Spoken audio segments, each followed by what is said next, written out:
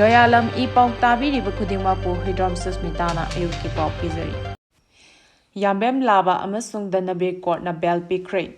Haukiba ningthokaba numitki numidang pung mapan makhairam taba matamda Uripok Yambem Lekaida Leba Masagi Yumdagi Imphal West District Police na fakiba ZZP gi President Yambem Laba amasung mahaki loinabani haiba tera amudon leiraktagi Khuraizam Dhanabir Allies Tony ngasi CGM Imphal West ki court ta puthokibaga loinana court ta bell Pikhre.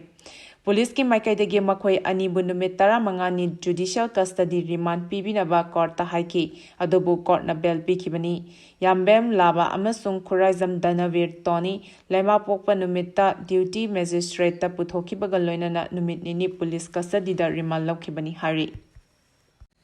NPP gi luchingba ani yauna miyoi mapan congress changlapada MPCC na harau taramna okhrei Hauzik lamdam asida thokliba irang asida BJP na luchingba lengak asida punna chapminariba NPP gi MLA singna lengak asida makhatana sagat kadra natraga sagat loidra habigi wafong kaya lairingai cherakta ngasi NPP gi luchingba ani yauna tongan ba miyoi mapan Congress Party de yaukhrei ngasi Congress changkhraba NPP gi luchingba ani adudi Manipur lengakta Minister from Power oiramlaba haukiba tarani thoisuba Manipur Legislative Assembly mikhalda kaisamthong kendra na NPP gi mirep oina mikhal thengna kiba L Jayanta Kumar amadi Singjamai kendra de NPP gi mirep oina mikhal thengna kiba oinam Roman amadi Khurai SG ex Jila Parishad member A Okendro Andro SG social worker L Diren Elias Bobo Amtuk Amadi NGO gi Secretary Amadi President Oramba Wangkai SG TH John Singjamai SG Ward number 17 gi ex Councillor RK Sachi Singh Amadi Ward Asimaki Ward member O Nila Chan Amadi Ward number 16 gi member L Romani Makhoi bu taramna opagi thoram asi ngasi BT Rota Leba Congress Babanda Congress ki luchingba kayana saruk yaduna pangthokhrei Makhoi mapan bu ngasi nungthil MPC gi office ta pangthokiba taramna opagi thoram aduda party gi luchingba singna Congress Party gi lengyan yanduna harau taramna okhrei thoram aduda CLP gi luchingba okram ibobi MPCC gi president K Megazandra CWC gi member Gaikhangam party gi luchingba asi atai luchingba sing amadi MLA yauna thomi kaya saruk yakhe Thoram aduda saruk yakheba CLP gi luchingba okram ibobina hai lamdam asida thokliba irang asi tha tara taruk henjilakle wathok amal leirabadi madugi warosen amadi soidana legani adubu matam asi sangman krei lamdam asida thokliba irang asi loshina bahonabada miyamgi mateng changi adubu center lengak na state lengak asi mathok tohanba amadi mateng pangsinba changi haike ngasi party asida thajaba thamduna changlaliba sing asina party asigi hana leramba mapangaldagi hena kangkhatpa ngamlagani haina wafam su thamki Corcomna October 15 National Black Day numita pung 12 total shutdown Laothokhre Indiana Manipur bu namdana lausinkiba October 15 asi aikhoigi ningtamba amasung miyabegi hakmanglaba amamban numit haina Corcomna khangna duna lakli maram asina lakliba inkumja lisingani kunmarigi October 15 asibu ayokki pung 3 tagi numidang wairamgi pung 3 fawa Manipur kanglai paki mafam pumnamakta Corcomna pung 12 chopna total shutdown Laothokhre Miyamna shutdown asibu saugat piyu total shutdown manungda tangai fadaba analayeng maihaulang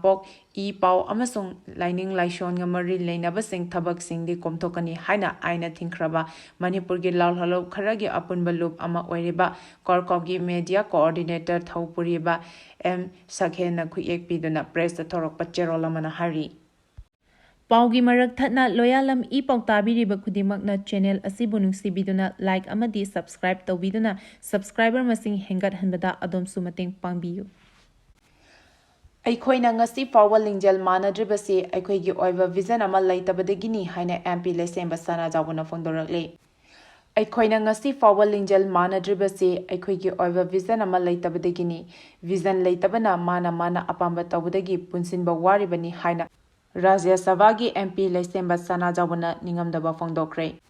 Wafam asiga loinana ngarang nongna semkhiba kanglei leisa fal kalap kowal loop ama semkhibaga loinana loop adugi thau pugadaba singi wasak lobagi thoramda haikhibani. Sana konungda pangthokiba thoram aduda Sangit Natak Academy Awardee Sagrapram Hemanta Ukalgi General Secretary Mutum Maniton Amadi Manipur State Sumang Lila Council gi President Laistram Tombana Thoram adugi athoiba mithung lense oina saruk yakibaga loinana nongna semkhraba kanglei leisa fal kalap ki thau pugadaba sing wasak lokhe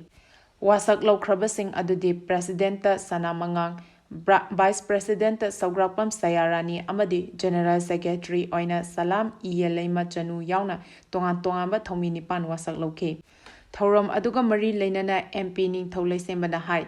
kanglei leisa fal asi lebaki thabak thoram taunaba khong thangjinba hore loop asi semnaba hotnarakpa amadi masigi pandam miyamdasu mayek seina khanghanaba hotnagadabani hauzik lebaki oiriba fibam asida nupa khaktan natana nupi singnasu kari tawba yai habigi khandaningai oi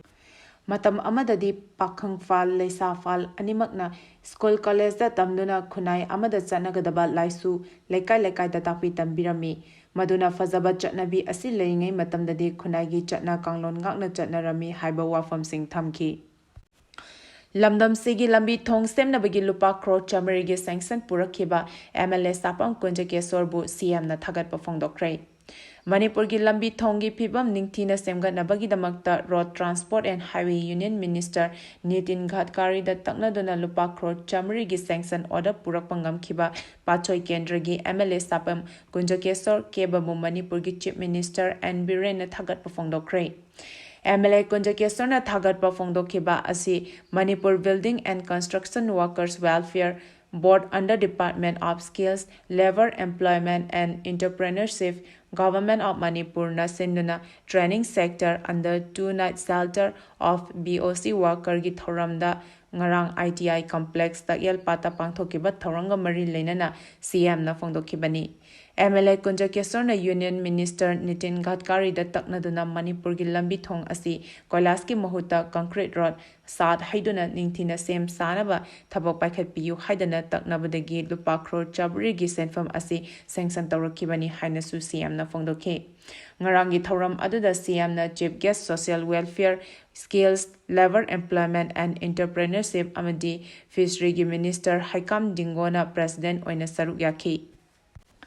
Manipur University da atuba matamda Korea language da PhD toba yaragani haina Professor Lokendro na phongdorakli Manipur University ki Department of Foreign Language ke makhada leiba Korean Hangul Department na sinduna numit nini chathagadaba manga suba Language Day celebration ngarangdagi hauduna ngasisu Manipur University Court Hall da pangthokli loinana Manipur University da athuba matamda Korea language da PhD toba yaragani haina Manipur University gi VC Profession Naurem Lokendro na phongdokhre ngarang haudopagi thoram aduda Manipur University gi Vice Chancellor Profession Naurem Lokendro Embassy of Republic of Korea to India gi Deputy Chief of Mission Shang Wu Lim, Korean International Cooperation Agency ki Director, India Office Wu Chen Chang, Manipur University ki Department of Foreign Language ki Program Director, Professor Hayun Kuyung Lee, Assam Rifles ki Commandant, Colonel Sandip Mishra Amadi, Manipur University ki Foreign Language Department ki Head, Professor H. Imobana, Athoiba Mitunglen oina saruk yakhi. Naurem Lokendro na phongdokibada numit asi Korean alphabet Hangul yohdokibasu ningsingba oina pangthokibani numit asina Korea lebaki fazaraba chatna lonchat singbu mayek sengna takle Hangul gi fazaraba mawong matau asi Korea lebaki yamna chawthok chaningai ni maramdi masina malemda Korea gi fazaraba wakhalon kaya mapung phana utpangamhali numit asina lol amabu yokhatpa amadi hingduna lehenbagi kanaba adusu mayek sengna takle lol amana mamangaidagi ahal singi fazaraba wakholong sing adu khanghalibani haina phongdokhi RTI week loisenkre Manipur Information Commission na sindona Right to Information Week Celebration listing ani kunmari closing function major khulda leba Manipur Press Club ki conference hall da pangthokre. Thoram aduda guest of honor oina saruk yakiba paunam gunindro na hai. Painting haibasi ayek palai natraga ahak panung asina wahi listing kaya fongdo pangami haike. Guest of honor oina saruk yakiba oinam Sunil na Manipur journalist Amadi activist sing da Manipur de irang lakpadagi media sing na bias ama lay haibagi pau ama lakpada nakal animaktagi hena transparency oiba mathau tai. Tha tara taret hena chatharakliba kanglup anigi irang sida miyamna wana riba asi RTI gi mating lawbiyu haina wafam su thamki. Malemgi oina mafam kayada pangthoknariba World Mental Health Day gi thoram Manipurda su pangthokre. Malemgi oina mafam kayada pangthoknariba World Mental Health Day thoram pangthoknabagum Manipurda su it is time to prioritize mental health in the workplace haba theme the National Mental Health Program State Health Society NHM Manipur Amadi Directorate of Health Services Government of Manipur na sinduna ngarang hotel Imphal da pangthokre. Workplace yauna thabak ama tawba matamda wakhal leitana thabak tawhalabadi mental health ki leiriba issue asi hantahanba ngamgani haina Health Minister Dr. Sapam Ranjana fongdokre. Thoram asigi manung channa Mental Health Awareness Rally amasu Health Minister Dr. Sapam Ranjana lamthaduna Hotel Imphal gi gate gi chatki loinana state level painting competition amasu pangthokhi. Dr. Sapam Ranjana thoram adugi mari leinana makha taraduna hai. Hiram khudimakta stress leiba hengalakpa maramna mental health ki issue sing chang hengalakli. Competitive hengalakpa asinasu stress leibigi changsu hengalaktuna mental health issue sing chaiting adumak piri. Masigidamak health team na mafam khuding da chatuna mental health ki maramda awareness kaya chathaduna mental health ki leiriba issue sing fagana bahonare haiba wafam su fongdokhe. Paugi marak thatna loyalam E-PAO tabiriba khudimakna channel asibu nungsibiduna like amadi subscribe tawbiduna subscriber masing hengat hanbada adom su mateng pangbiyu.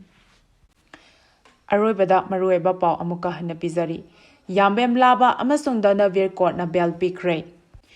Aikhoina ngasi fawal lingjel manadribasi aikhoigi oiva vision ama leitabadagini haina MP lesemba sana jawana fongdorakli. Corcomna October 15 National Black Day numita pung tarani thoi total shutdown Laothokhre. Matang asida ayuki pau piba loizare loyalam E-PAO tabiriba khudimakpu amuka hana khuramjari.